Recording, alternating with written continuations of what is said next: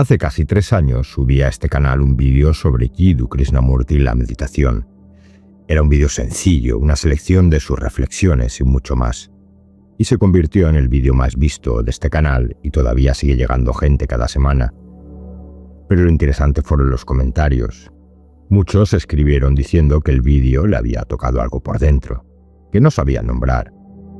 Otros escribieron molestos que eso no es meditación o este hombre no entiende lo que es meditar. Y luego había un grupo numeroso que después de escuchar a Krishnamurti durante media hora repetir que la meditación verdadera no tiene método, ni sistema, ni técnica, preguntaba en los comentarios: vale, ¿y entonces cómo se hace? La pregunta no es tonta, porque en realidad habla de nosotros. De hecho, la pregunta es nosotros y el funcionamiento de nuestros pensamientos. Es lo que hacemos con todo lo que nos interesa, convertirlo en un procedimiento. Ya hace 1200 años, en una montaña de China, un monje observaba a su maestro, Yao Shan, sentado en meditación, inmóvil como una piedra, y le preguntó: «Maestro, ¿en qué piensas cuando estás ahí sentado tan quieto?» Yao Shan respondió: «Pienso el no pensamiento». El monje, claro, insistió: «¿Y cómo se piensa el no pensamiento?» El mismo cómo se hace que aparece en los comentarios, pero 12 siglos antes. Pero Yao Shan no le dio un método y le dijo algo así como: «más allá del pensamiento». Y siguió sentado. Así que creo que ya toca una segunda parte del vídeo.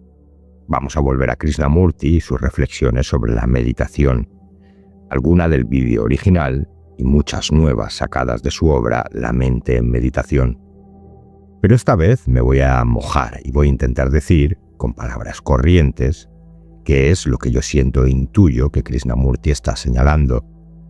Y para que sea más claro aún, incluiré otras voces que, sin conocer a Krishnamurti, claro, separadas por siglos, señalaron hacia el mismo sitio. El Zen, el Dzogchen tibetano, el Tao, el vacío, el Sunyata budista. Puedo equivocarme, y seguramente me equivoque, porque la palabra nunca es la cosa, y eso él mismo lo repite una y otra vez. Pero ¿sabes qué? Entre quedarme callado y señalar con el dedo, sabiendo que el dedo no es la luna, prefiero señalar. Y al final del vídeo nos quedaremos a solas con sus palabras, sin interrupciones, porque hay cosas que no se comprenden, solo se escuchan. Comenzamos.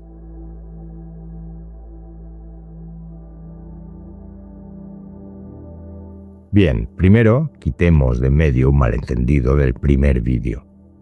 Nadie está diciendo que meditar, como se entiende normalmente, sea algo malo. Sentarte 20 minutos por la mañana a seguir tu respiración no es una pérdida de tiempo. La meditación, como técnica, sea la que sea, funciona. Mejora la atención, baja la ansiedad y nos ordena por dentro. De hecho, se receta. ¿Quién va a negar esto? La pregunta clave en todo esto es otra: ¿a quién le sirve? Y la respuesta honesta y de fondo es que le sirve al yo, al individuo, a ese personaje que somos cada uno, con su nombre, su historia y sus nervios. Las técnicas de meditación lo calman, lo centran y lo mejoran, y está muy bien. Pero fíjate en lo que acabo de decir: lo mejora.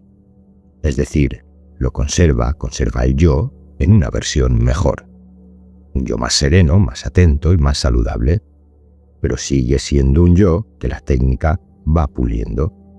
No surge la pregunta de si el personaje es real. Y aquí es donde Krishnamurti mete el dedo en la llaga, es la base de toda su exposición, porque lo que él llama meditación no es un perfeccionamiento del yo, es la investigación de si ese yo existe siquiera. Escucha cómo lo dice él hablando de quienes llevan años practicando. Todos aquellos que han practicado la meditación, la concentración durante años, han estado forzando la mente para que se ajustara a un determinado patrón, para que se adaptara a una determinada imagen o idea. Su autodisciplina o su llamada meditación es un mero proceso por el cual intentan obtener algo a cambio. Obtener algo a cambio, esa es la trampa útil, porque da frutos de verdad, frutos medibles, y precisamente por eso atrapa tanto. Mientras la búsqueda funciona, nadie pregunta quién busca. Toda técnica de meditación tiene la misma estructura interna. Hay un tú que está aquí y hay un estado deseable que está allá. La paz, la iluminación, el silencio mental, da igual como lo llames. Y hay un camino entre los dos que se recorre practicando. Aquí, allá y el camino. Tiempo, esfuerzo y recompensa. Y Krishnamurti dice que esa estructura es el problema. No es que estés recorriendo mal el camino, es que el camino, con su punto de partida y su meta, lo ha fabricado el mismo pensamiento que dices querer trascender. El buscador proyecta lo buscado. Buscas la imagen que tu propia mente se ha hecho del silencio. Y por eso lo que encuentras, cuando encuentras algo, es tuyo, hecho de ti y tus pensamientos. Por eso él decía que lo importante no es comprender lo que buscas, sino comprender al que busca. Cuando se ve eso de verdad, la búsqueda entera se cae. ¿Y qué queda entonces? Mira, hay una palabra que se lee en muchos textos de Krishnamurti sobre la meditación y que en Occidente nos da un poco de miedo: vacío o vacuidad. Escucha, él dice: hay un origen, una base inicial desde la cual surgen todas las cosas, y esa base inicial no es la palabra nunca es la cosa. La meditación consiste en dar con esa base, que es el origen de todas las cosas, que está libre de todo tiempo. Y en otro momento dice: la meditación es el vacío total del cerebro. Lo importante es el vacío, no lo que hay en el vacío. El vacío es el final y el principio de todas las cosas. La comprensión únicamente es posible desde el vacío. El vacío es el final y el principio de todas las cosas. Aquí es donde el primer vídeo dejó a mucha gente descolocada. Cuando nosotros oímos vacío, pensamos en ausencia y en la nada, y la conclusión parece obvia. Meditar debe de ser vaciar la mente, sacar los pensamientos a empujones y dejar la mente en blanco, y aguantar ahí como quien aguanta la respiración. El vacío del que habla Krishnamurti no es el hueco de cuando quitas las cosas, es aquello donde las cosas aparecen. Mira el cielo, no es la ausencia de nubes, es el espacio donde las nubes se forman, se mueven y se deshacen. Pasan 1000 nubes y el cielo no se llena, y cuando no pasa ninguna el cielo no se vacía, sigue ahí. El cielo contiene las nubes. Pues eso que en la comparación es el cielo, en ti y en mí y en todos es la consciencia, no los pensamientos, el espacio donde suenan los pensamientos, el fondo silencioso sobre el que las emociones aparecen, suben y bajan, y el lugar infinito donde lo que llamamos físico se muestra ante los sentidos.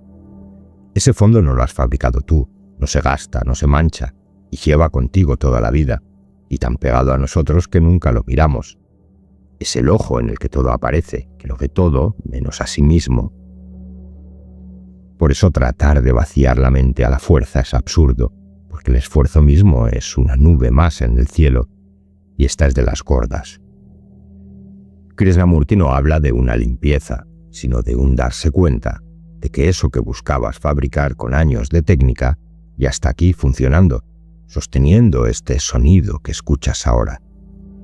Pero claro, la mente protesta y protestará. Y hasta aquí, ¿y por qué no lo noto? Bueno, lo notas del todo. Estás consciente, ¿verdad? Pues ya está. Lo que pasa es que lo notas como el pez nota el agua. Es tan continuo que no cuenta como experiencia. La llave es su frase. La meditación no es más que darse cuenta de la totalidad de la consciencia. Repito las palabras de Krishnamurti. La meditación no es más que darse cuenta de la totalidad de la consciencia, de la totalidad, de lo que pasa y aquello en lo que pasa. Todo junto y sin elegir ni juzgar, sin quedarse con lo bonito, tratar de conservarlo o repetirlo y eliminar lo feo. Mira, pensando en todo esto, es asombroso que un hombre que rechazó todas las tradiciones, todos los maestros y todas las escuelas, llegara hasta aquí por su cuenta. Y más sorprendente es que en el Himalaya hubiera gente con una tradición definida que llevaba 1000 años diciendo exactamente esto con otra palabra. En el Tíbet hay una enseñanza que sus propios practicantes consideran la cumbre de su espiritualidad. La llaman Dzogchen, la gran perfección. No el gran camino ni el gran método, la gran perfección sin más, porque parte de que no hay nada que arreglar. La naturaleza de tu conciencia o mente pura ya es perfecta, solo que está sin reconocer. A esa naturaleza la llaman Rigpa y se ha traducido de muchas formas. Presencia pura, conciencia prístina, conocimiento primordial, pura y total presencia. Rigpa para los tibetanos es lo contrario de avidya, la ignorancia. O sea que para el Dzogchen el problema humano no es un tema moral, ni de energía, ni kármico. Es un problema de reconocimiento. No ves lo que ya eres y punto. Pero ¿dan alguna instrucción para reconocerlo? El Dzogchen solo dice que cuando el maestro ya te ha señalado Rigpa, la clave es no hacer nada con los pensamientos, ni estimular los agradables ni bloquear los molestos. El Dalai Lama lo explica así. Si los pensamientos surgen en el espacio de Rigpa, y si cesan en ese mismo espacio. Mientras permaneces en ese estado natural, ningún pensamiento, sea cual sea, puede amenazarte. Es Krishnamurti con acento tibetano. Los pensamientos surgen y mueren solos en un espacio que no se altera. No es el cielo y las nubes de hace un momento. Y la actitud, no reprimir, no perseguir, no elegir, no es como el darse cuenta sin opción alguna de Krishnamurti. Los tibetanos, pusieron nombre a la práctica que no es práctica, la no meditación. Permanecer tal como uno es, sin corregir, como una montaña, dicen ellos, firme en su sitio, sin esforzarse en ser montaña.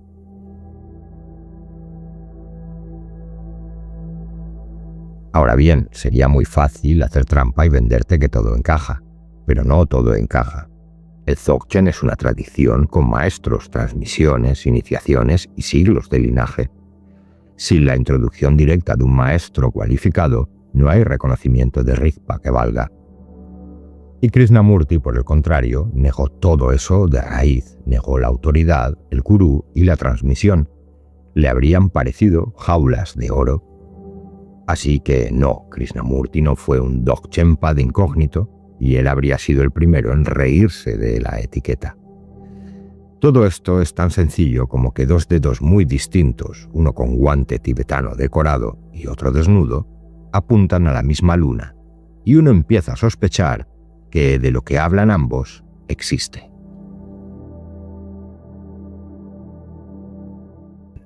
Nos queda meternos en lo más punzante de Krishnamurti. Todo esto del cielo y el espacio suena muy bien, muy sereno, pero la pregunta aparecerá seguro en tu mente. ¿Y entonces quién medita? Parece una pregunta filosófica de salón, pero es la más práctica de todas, porque toda la meditación convencional se levanta sobre una respuesta que quizá está equivocada. Medito yo controlo mi atención, yo vuelvo al mantra cuando me distraigo. Yo domo al mono loco que tengo entre las orejas. Y Krishnamurti pregunta, ¿y quién es ese yo que controla? Y pone un ejemplo, que es de andar por casa. La envidia.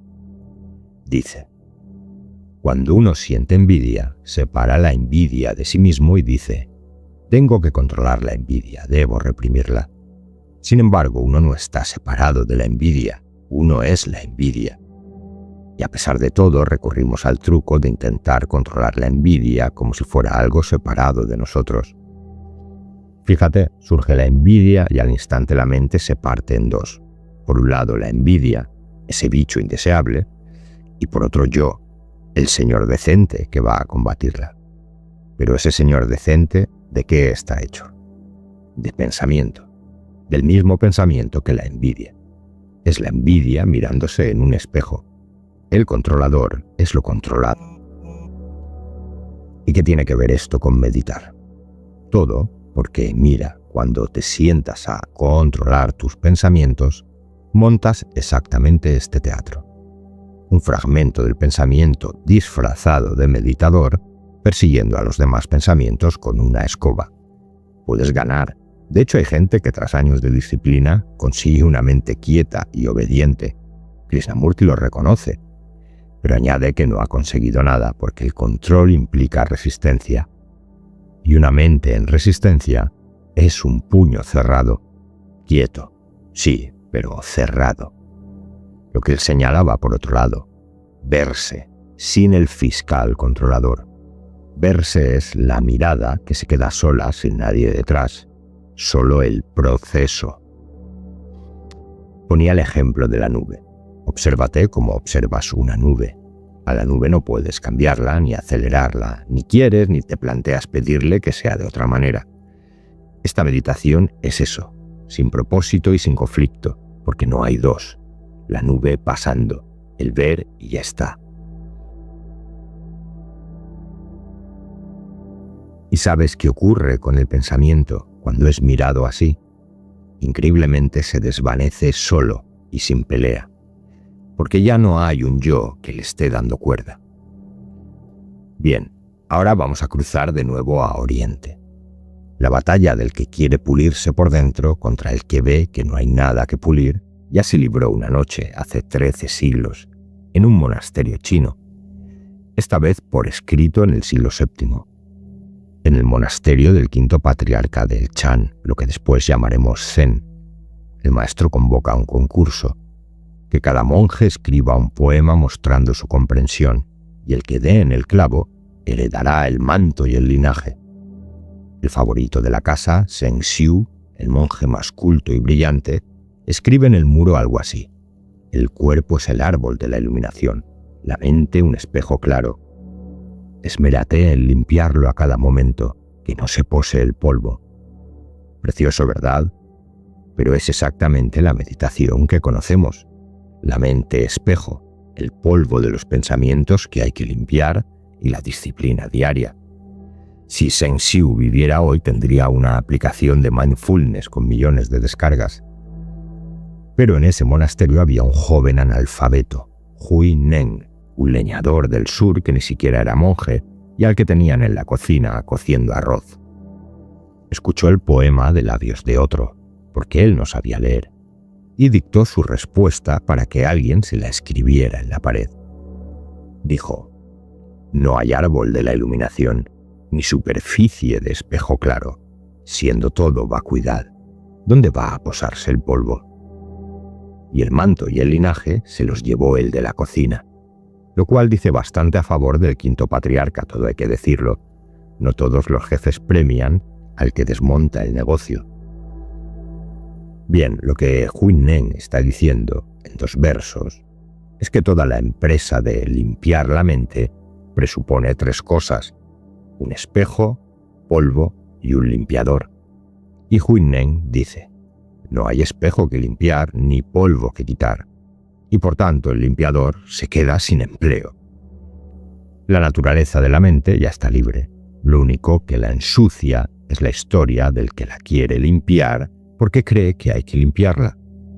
Por eso su escuela se llamó de la iluminación súbita. Porque esto no es un proceso, es un reconocimiento. No se fabrica, se cae en la cuenta. Como lo de Krishnamurti, no hay camino porque no hay distancia. De esa semilla sale todo el Zen posterior, y quiero mostrarte 2 frutos del Zen. El primero, Japón siglo XIII. Dogen, el fundador del Soto Zen, un hombre que se pasó la vida sentándose y enseñando a sentarse. Su práctica se llama shikantaza, solo sentarse. Y va pegada a otra palabra, mushotoku, sin ánimo de ganancia. Sentarse sin buscar absolutamente nada, ni calma, ni iluminación, ni progreso. No te sientas para convertirte en Buda, te sientas porque ya lo eres, y ese sentarse sin meta es expresión de eso, no el camino hacia eso. Los suyos lo llamaron la práctica de la no práctica. ¿Ves lo que hizo el Zen con la pregunta del cómo? Le quitó la importancia al cómo. Haz lo de siempre, pero sin buscar el logro. Siéntate y renuncia al premio. Ya no hay técnica, porque una técnica sin meta es como disparar flechas sin diana a la que darle. Puro vuelo, por gusto y con naturalidad. El segundo fruto es mi favorito, porque incluso quita todo eso del cojín del zazen. Siglo XVII, Takuan Shōjo, un maestro zen que se carteaba con espadachines. Entre ellos, gente del círculo del gran Miyamoto Musashi. Ojo que esto no era un retiro de fin de semana, ahí se jugaban el cuello de verdad. Y Takuan les enseñó el Mushin, la no mente, su idea central. La mente que no se detiene en absoluto se llama sabiduría inamovible. Si en el duelo tu mente se para en la espada, ya estás muerto, porque una mente detenida es una mente ocupada, y una mente ocupada llega tarde al instante siguiente. La mente viva no se posa en nada, fluye en la corriente. Krishnamurti hablaba de un río, que la meditación es como un río, que nunca acumula, que jamás envejece, que no tiene raíces en el tiempo. Takuan y él estaban describiendo lo mismo, una atención que no se queda pegada a nada, registra y suelta.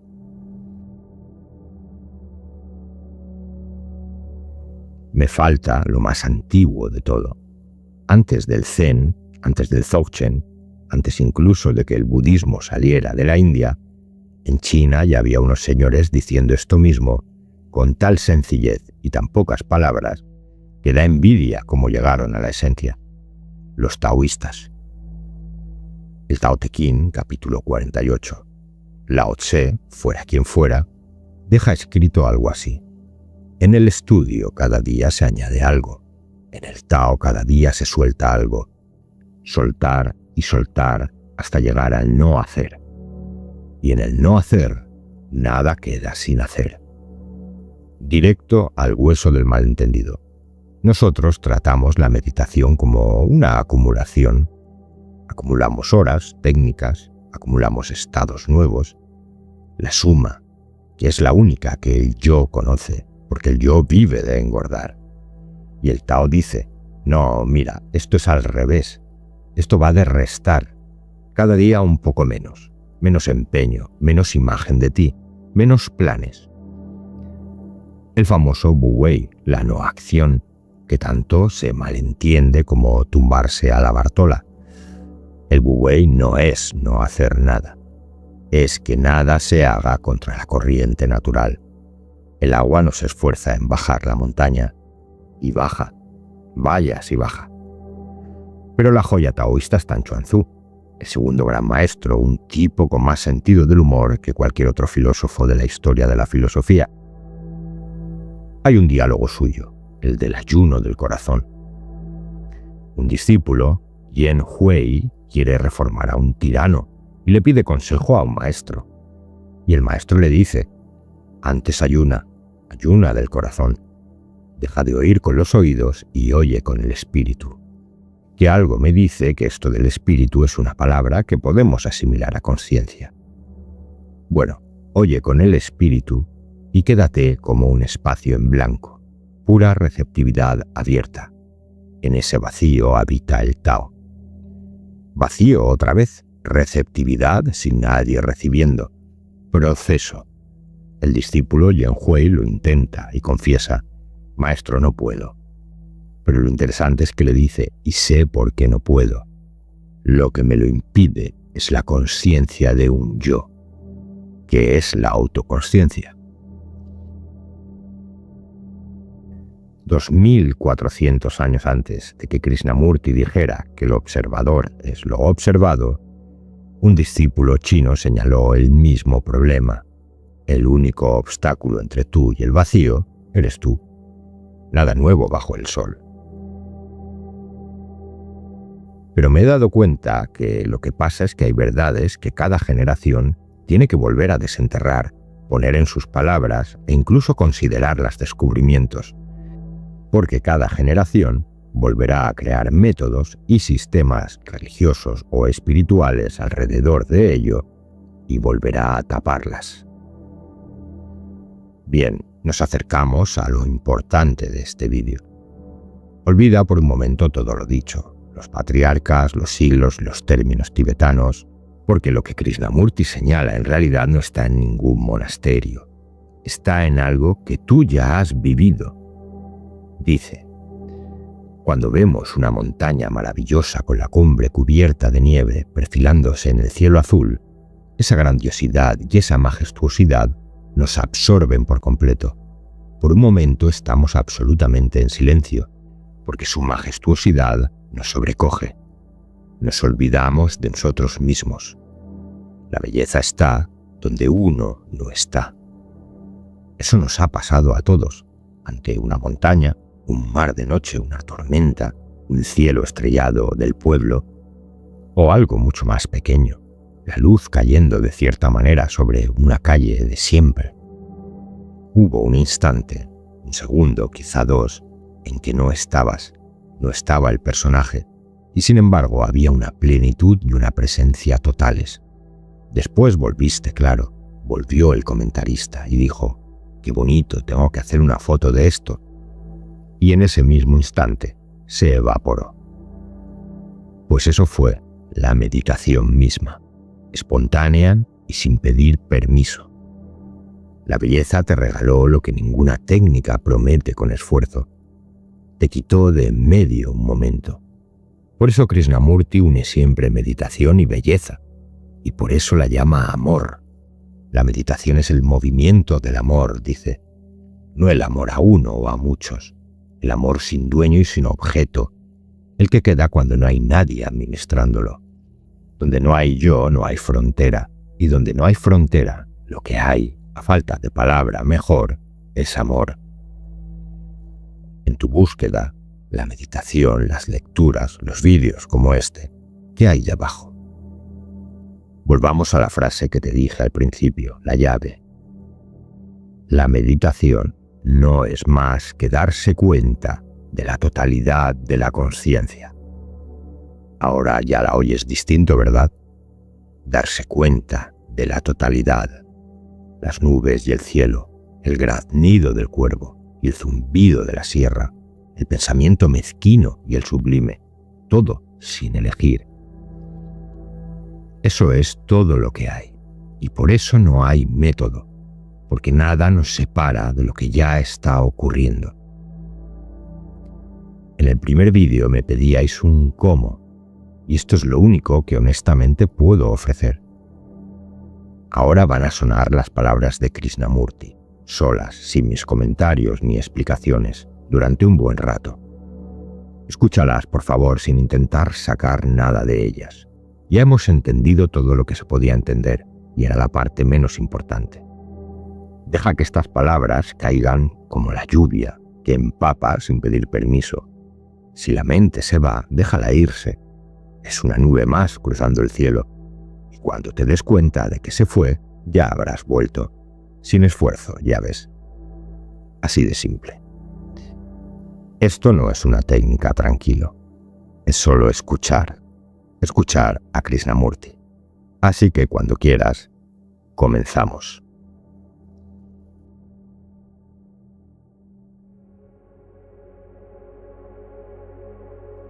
Es de enorme importancia conocer y comprender la profundidad y la belleza de la meditación. El hombre siempre se ha planteado la pregunta de si existe algo más allá del pensamiento, más allá de las invenciones románticas y más allá del tiempo. ¿Existe algo que sea inmutable, sagrado, absolutamente puro, no contaminado por ningún pensamiento ni por ninguna experiencia? Este ha sido el interrogante de todas las personas serias. Para descubrirlo, para dar con eso, es imprescindible la meditación, pero no la meditación repetitiva que no tiene ningún sentido. Cuando la mente está libre de todo conflicto, de cualquier afán del pensamiento, entonces existe una energía creativa que es verdaderamente religiosa. Dar con esa energía que no tiene principio ni fin es la verdadera profundidad y belleza de la meditación, lo cual requiere libertad de todo condicionamiento. Hay un origen, una base inicial desde la cual surgen todas las cosas. Y esa base inicial no es la palabra nunca es la cosa. La meditación consiste en dar con esa base, que es el origen de todas las cosas, y que está libre de todo tiempo. Este es el camino de la meditación, y bienaventurado el que lo descubre. Es bueno meditar, sin imponer, sin hacer ningún esfuerzo. Empezar gota a gota para ir más allá del tiempo y el espacio, donde el pensamiento y el sentimiento no tienen acceso, donde no existe la experiencia. La meditación es como ese río, solo que no tiene ni principio ni fin. Comienza y su final es su comienzo. No tiene causa y su movimiento es su renovación. Siempre es nuevo, nunca acumula para llegar a viejo, jamás se contamina porque no tiene raíces en el tiempo. La meditación es un movimiento interno de lo desconocido. Uno no está allí, solo hay movimiento. Somos demasiado insignificantes o demasiado importantes para ese movimiento, el cual no tiene nada detrás ni delante.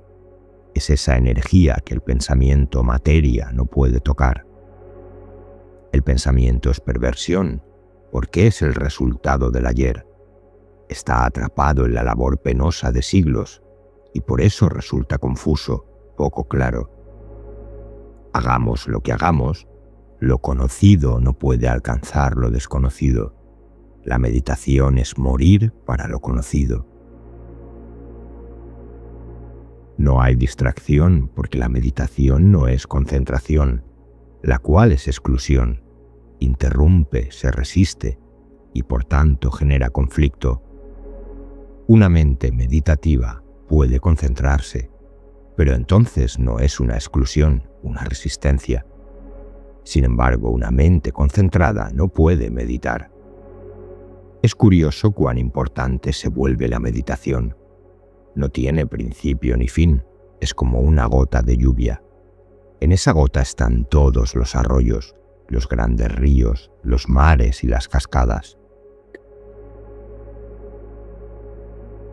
La meditación tiene su propio movimiento. Uno no puede dirigirla, moldearla o forzarla. Si uno lo hace, deja de ser meditación. Este movimiento de la meditación cesa si uno es un mero observador, si uno es el que experimenta.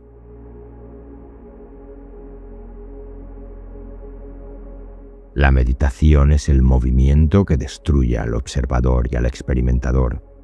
Es un movimiento que está más allá de todo símbolo, pensamiento y sentimiento.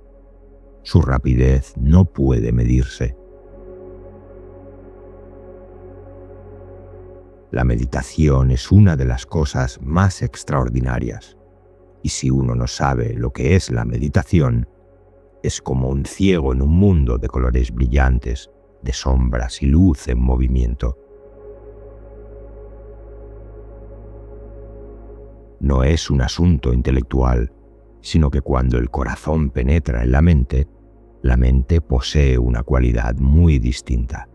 Entonces es realmente ilimitada, no solo en su capacidad de pensar, de actuar eficazmente, sino también en el sentido de vivir en un vasto espacio en el que uno forma parte de todas las cosas.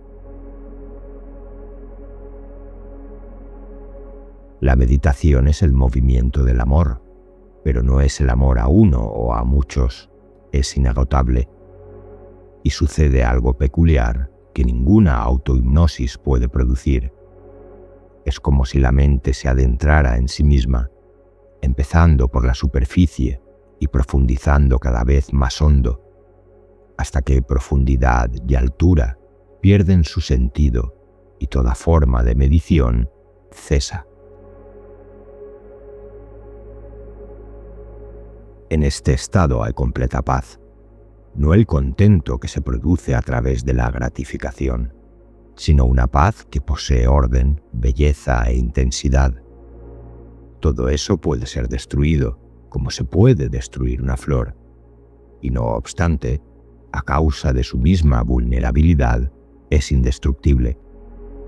Esta meditación no puede ser aprendida de otro. Uno debe empezar sin saber nada al respecto y avanzar de inocencia en inocencia. El terreno en el que la mente meditativa puede empezar es el de la lucha, el dolor y la dicha pasajera de la vida diaria. Ahí debe empezar, estableciendo orden, y a partir de ahí moverse sin fin. Pero si lo único que le preocupa es producir orden, entonces ese mismo orden generará su propia limitación y la mente será su prisionera.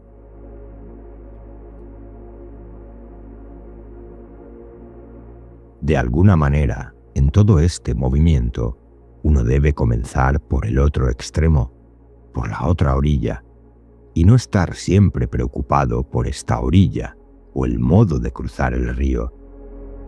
Uno debe tirarse al agua sin saber nadar, y la belleza de la meditación es que uno nunca sabe dónde se encuentra, a dónde va o cuál es el fin. Si practico, si copio, terminaré por ser un imitador, una máquina repitiendo. Si mi mente solo es capaz de repetir, de practicar día tras día cierto método, de seguir cierto sistema, al final la mente no hace más que copiar, imitar y repetir. Sin lugar a dudas esto es obvio, ¿no es cierto? Por tanto, en el mismo principio, ya he fijado el curso que la mente deberá seguir. Pero si no lo entiendo al principio, no lo comprenderé al final. Eso es una verdad evidente. Los sistemas que dependen de promesas, recompensas o castigos vuelven a la mente mecánica, estúpida y embotada. Si al principio no hay libertad, es evidente que tampoco habrá libertad al final. El principio es lo más importante. Un sistema de meditación no es meditación. Un sistema implica un método que se practica con el propósito de lograr algo al final. Si practicamos cualquier cosa una y otra vez, se vuelve algo mecánico. ¿Cómo puede estar libre para observar y aprender una mente mecánica que ha sido entrenada, deformada y torturada, a fin de ajustarse al modelo de lo que llaman meditación, esperando alcanzar una recompensa al final? Hay varias escuelas en la India y el Extremo Oriente donde enseñan métodos de meditación, lo cual es en realidad espantoso. Significa entrenar la mente de forma mecánica, y por tanto la mente deja de ser libre y no comprende el problema. Cuando utilizamos la palabra meditación, no nos referimos a algo que hay que practicar. No tenemos método alguno. La meditación significa ser consciente, darse cuenta de lo que uno está haciendo, de lo que está pensando, de lo que está sintiendo, darse cuenta sin opción alguna, observar y aprender. Meditar significa ser consciente de cómo ha sido condicionado por la sociedad en la que vive, en la que se ha educado, por la propaganda religiosa. Ser consciente sin elección alguna, sin distorsión y sin desear ser diferente. De ese darse cuenta surge la atención, la capacidad de estar completamente atento y la libertad para ver las cosas como realmente son. Sin distorsión, la mente se vuelve lúcida, clara y sensible. Una meditación así genera una cualidad en la mente que permanece en completo silencio. Uno puede seguir hablando de esa cualidad, pero no tiene ningún sentido a menos que sea un hecho. Vamos a establecer una diferencia entre la concentración y la meditación. Cuando hablamos de meditación, la mayoría de nosotros pensamos en aprender tan solo un truco para concentrarnos. Pero la concentración no conduce a la dicha de la meditación. Lo que normalmente llaman meditación no es más que un proceso de entrenar la mente para concentrarse en un determinado objeto o idea. Se excluyen de ella el resto de pensamientos o imágenes, menos el que sea elegido deliberadamente, intentando dirigir la mente hacia esa única idea, imagen o palabra. Esto solo es la contracción y la limitación del pensamiento. Y cuando otros pensamientos surgen durante este proceso de contracción, los descartan, los dejan de lado. Por tanto, la mente se vuelve cada vez más restringida, cada vez menos flexible, cada vez menos libre. ¿Por qué quieren concentrarse?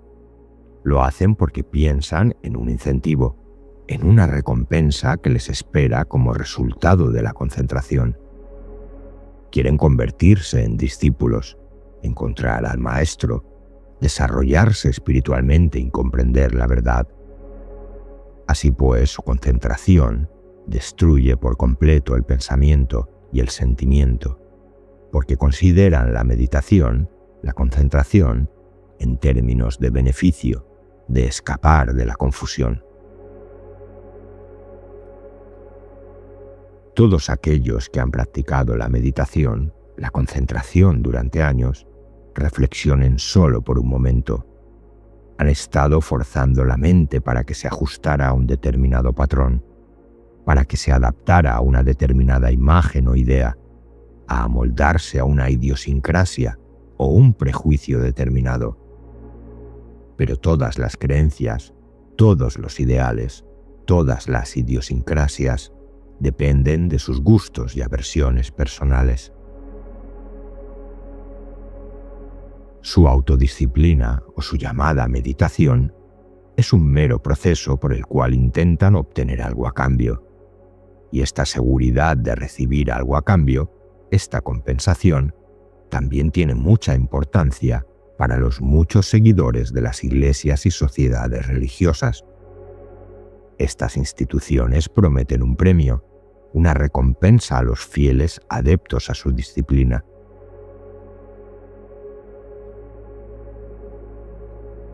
Donde hay control, no hay la meditación del corazón. Cuando están buscando con la intención de ganar, de ser recompensados, han dejado de buscar.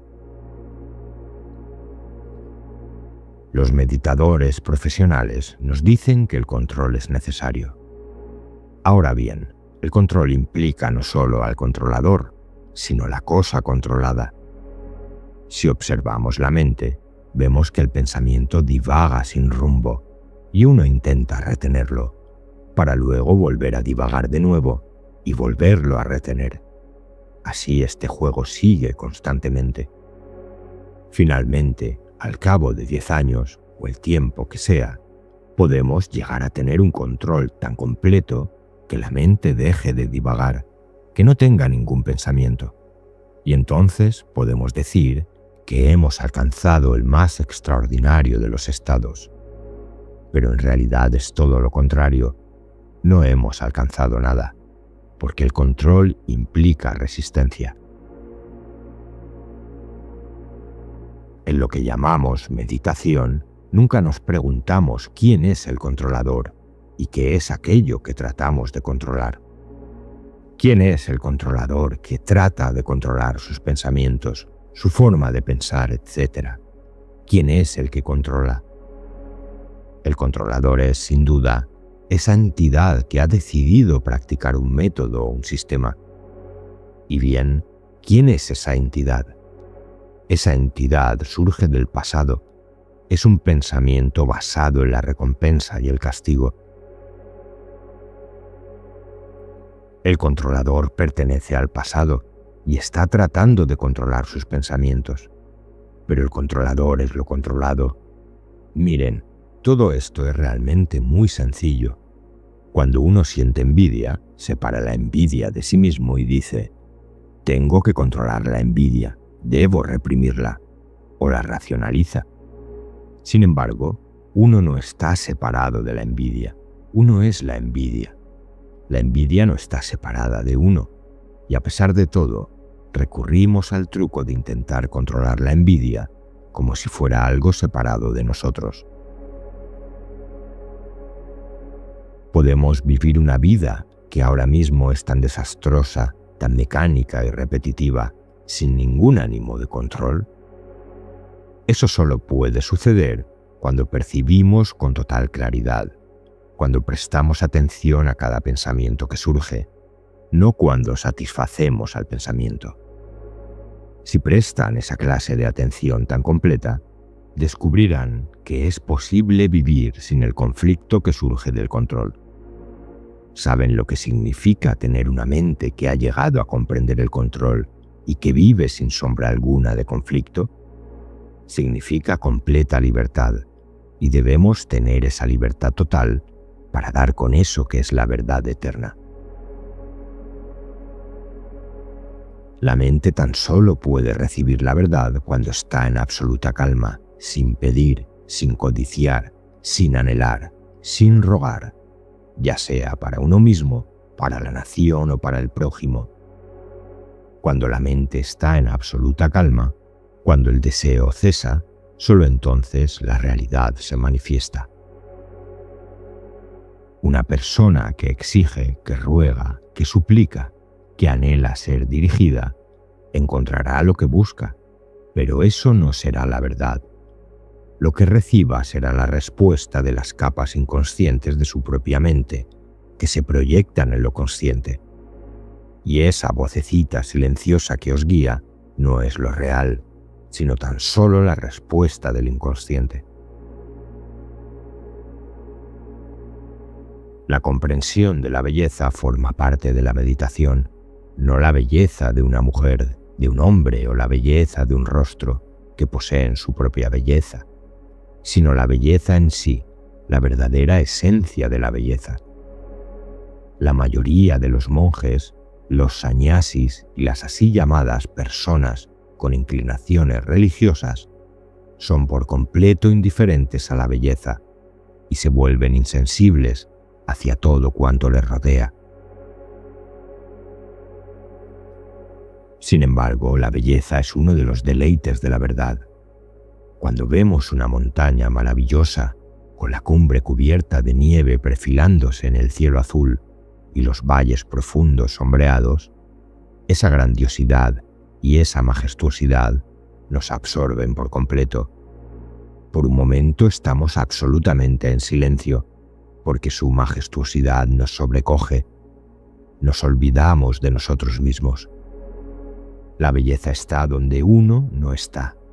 La esencia de la belleza es la ausencia del yo. La esencia de la meditación es investigar la desaparición del yo.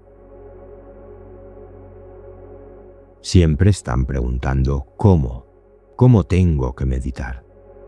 Una de las preguntas más infantiles que pueden plantear acerca de algo tan inmenso es preguntarle a alguien: dígame lo que tengo que hacer, dígame cómo sujetar el mar o el aire en un puño. Y si se observan, eso es lo que todos desean.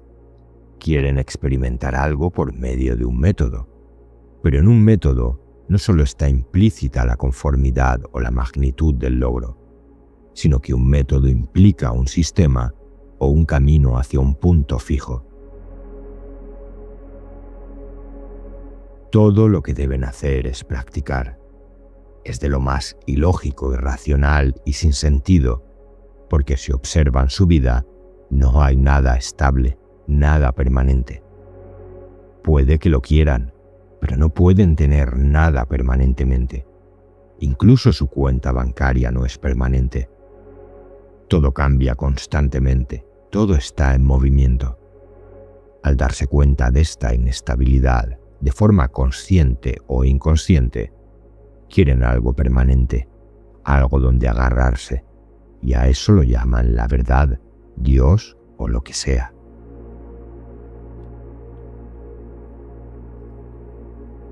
Comprenda realmente, vea el hecho, vea la verdad de que la realidad no tiene morada. Es como estar en un mar desconocido. Debe arreglárselas, no de acuerdo a lo que cree o lo que cree otra persona. Debe encontrar la salida por sí mismo. Pero cuando cuenta con un camino que conduce a la realidad, entonces interviene el tiempo. Para llegar de un lugar a otro necesita tiempo, y en ese intervalo, desde aquí hasta allí, intervienen otros factores. Por eso dice: déjeme concentrarme. Debo pensar en esa única cosa y rehusar el resto. Someter todo lo demás a ese único factor. De modo que el proceso mecánico de cualquier sistema genera insensibilidad, represión, resistencia contra lo que uno realmente es, imponiéndose algo que cree que debería ser. Quiere controlar, quiere reprimir, disciplinarse, forzarse a estar sentado en silencio. Quiere respirar correctamente. Quiere hacer todas esas cosas fantásticas, con la esperanza de llegar al final a algo de lo cual no sabe absolutamente nada. De manera que un hombre sabio rechaza todos los sistemas, toda idea, todo concepto, porque no conducen a ninguna parte. La meditación es esa atención en la cual uno se da cuenta sin elección del movimiento de todas las cosas. El graznar de los cuervos, el zumbido de la sierra eléctrica al cortar la madera, el temblor de las hojas, el ruidoso torrente, la llamada de un niño, los sentimientos, los motivos, los pensamientos que se persiguen unos a otros con gran insistencia. Es darse cuenta de la totalidad de la consciencia. En esa atención, el tiempo, el ayer que continúa en el espacio del mañana, la convulsión y la distorsión de la consciencia se vuelven silenciosas y se aquietan. En esta quietud hay un movimiento inmensurable, incomparable, un movimiento que no tiene existencia. Esa es la esencia de la bienaventuranza, de la vida y la muerte. Es un movimiento que no puede ser seguido porque no deja rastro alguno y porque está silencioso e inmóvil. Es la esencia de todo movimiento. Observarse a diario, observar, observar y observar, pero no un observar egocéntrico, sino solo observar como observa a un pájaro o el movimiento de una nube. No pueden cambiar el movimiento de la nube, de modo que observen únicamente de esa misma manera. La cuestión no es cómo meditar o qué sistema seguir, sino qué es la meditación. El cómo solo puede producir lo que le ofrece el método, pero el mismo investigar sobre aquello que es la meditación abre la puerta a la meditación. El investigar no está fuera de la mente, sino dentro del movimiento de la mente misma.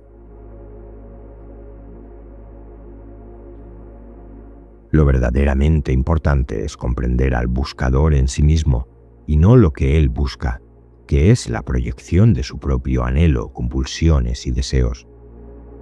Cuando se ve este hecho, toda búsqueda cesa y la mente ya no intenta poseer algo que esté más allá de sí misma. No hay un movimiento externo con su reacción interna, sino que al finalizar toda búsqueda, hay un movimiento de la mente que no es externo ni interno. La búsqueda no termina mediante ningún acto de la voluntad, ni un complejo proceso de conclusiones. Dejar de buscar exige una gran comprensión. El fin de la búsqueda es el comienzo de una mente silenciosa. La meditación no es una búsqueda. No consiste en buscar, en probar o en inspeccionar. Es un descubrimiento. No es domesticar el cerebro para que se amolde, ni es un autoanálisis introspectivo, ni tampoco es el entrenamiento en la concentración que incluye preferencias y rechazos. Es algo que llega con naturalidad cuando todas las aseveraciones positivas o negativas, así como los logros, han sido comprendidos y dejados atrás. La meditación es el vacío total del cerebro. Lo importante es el vacío, no lo que hay en el vacío. La comprensión únicamente es posible desde el vacío. El vacío es el final y el principio de todas las cosas.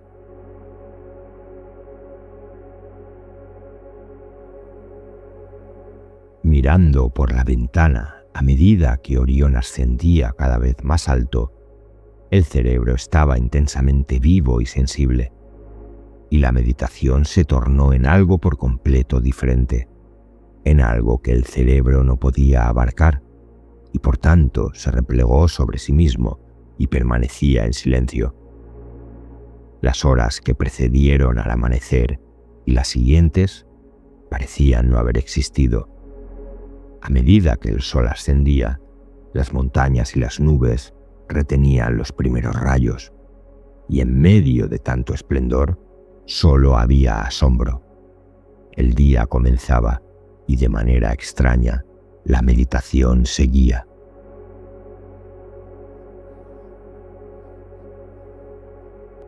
La meditación nunca es experimentar de nuevo. La meditación no solo es el final de la experiencia, sino que es abrir la puerta a la esencia, abrir la puerta de una caldera cuyo fuego lo destruye todo sin dejar cenizas ni rastro alguno. El gran yo y el pequeño yo son el modelo de la existencia. Esa existencia es pensamiento y el pensamiento es existencia, con lo cual nunca termina el dolor. En la llama de la meditación, el pensamiento cesa y con él también cesa el sentimiento, porque ninguno de ellos es amor. Sin amor no hay esencia. Sin amor solo hay cenizas sobre las cuales se basa nuestra existencia. El amor surge desde el vacío. La palabra meditación no solo significa ponderar, reflexionar sobre algo, mirar, sopesar. También tiene un significado más profundo en sánscrito: evaluar, o sea, llegar a ser. En la meditación no debe haber ninguna medida. La meditación de la que hablamos no debe ser una meditación consciente, con posturas deliberadamente seleccionadas. Esta meditación debe ser totalmente inconsciente, sin saber que uno está meditando. Si uno medita deliberadamente, esa es otra forma de deseo, como cualquier otra expresión de deseo. La meditación es un movimiento sin motivo alguno, sin palabras, sin la actividad del pensamiento. Debe ser algo que no se decida deliberadamente. Solo entonces la meditación es un movimiento en el infinito, inmensurable para el hombre, sin una meta, sin un final ni un principio. Y eso genera una sorprendente acción en la vida diaria, porque entonces la vida es una y así se vuelve sagrada. Uno nunca se da cuenta de lo sagrada que es la vida, no solo la pequeña vida de uno, sino la vida de millones de otros seres, desde las criaturas de la naturaleza hasta los extraordinarios seres humanos. Y en la meditación, que no tiene medida alguna, está la verdadera acción de aquello que es lo más noble, lo más sagrado y sublime. La meditación es la atención en la cual no hay un registrar. El cerebro suele registrarlo casi todo. El ruido, las palabras que empleamos, lo registra igual que una grabadora. ¿Es posible que el cerebro no registre nada más que lo absolutamente necesario? ¿Por qué debería registrar un insulto? ¿Por qué debería registrar cualquier herida psicológica?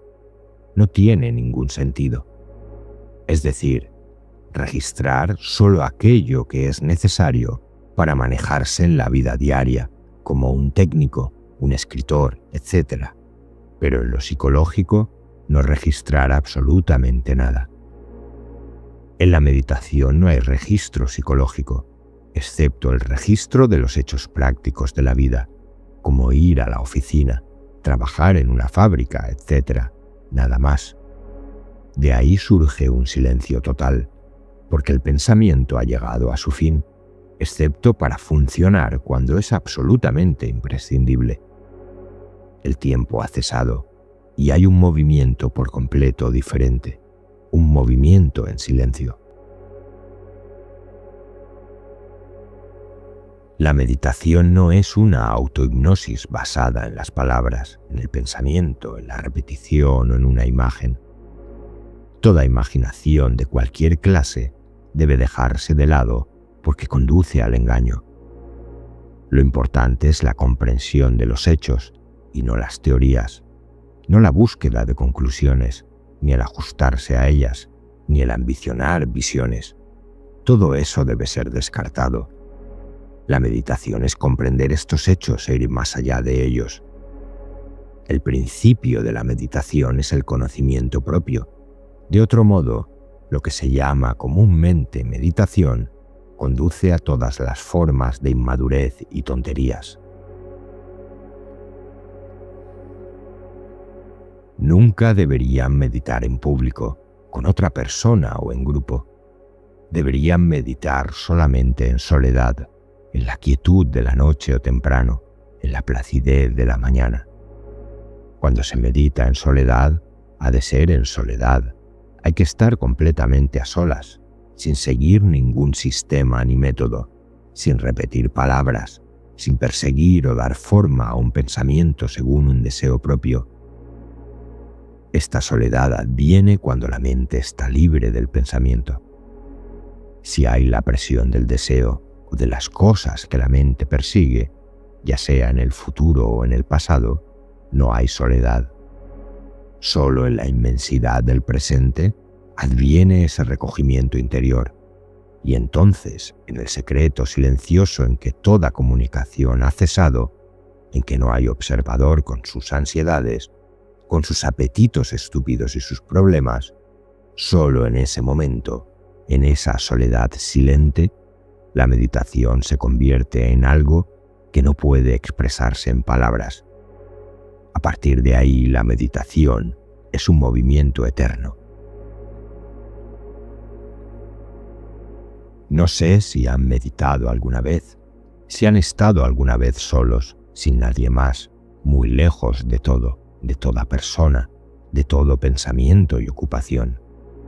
Si han estado alguna vez completamente solos, no aislados, no retraídos en un sueño o en una visión fantasiosa, sino muy lejos, tanto que en uno no queda nada reconocible, nada que el pensamiento o el sentimiento puedan tocar, tan lejos que en esa completa soledad el mismo silencio se convierte en la única flor, en la única luz, en la cualidad intemporal que no es mensurable por el pensamiento. Solo en esa meditación el amor tiene su existencia. No se empeñen en expresarlo, se expresará por sí mismo. No traten de ponerlo en acción, actuará por sí mismo.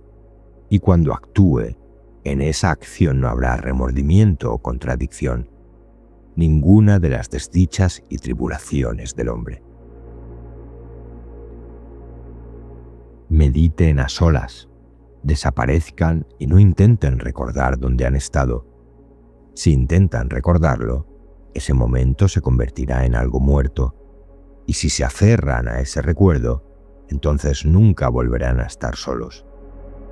Así que mediten en esa soledad infinita, en la belleza de ese amor, en esa inocencia, en lo nuevo, porque entonces existe esa dicha que es imperecedera. Mediten en lo más secreto y recóndito de su corazón y de su mente, donde nunca antes estuvieron. La meditación sin fórmula establecida, sin causa ni razón, sin una finalidad o un propósito, es un suceso increíble. no solo es una gran explosión que purifica, sino que también es la muerte que no tiene mañana. Su pureza es devastadora. No deja rincón oculto donde el pensamiento pueda esconderse entre sus propias sombras. Su pureza es vulnerable, porque no tiene resistencia.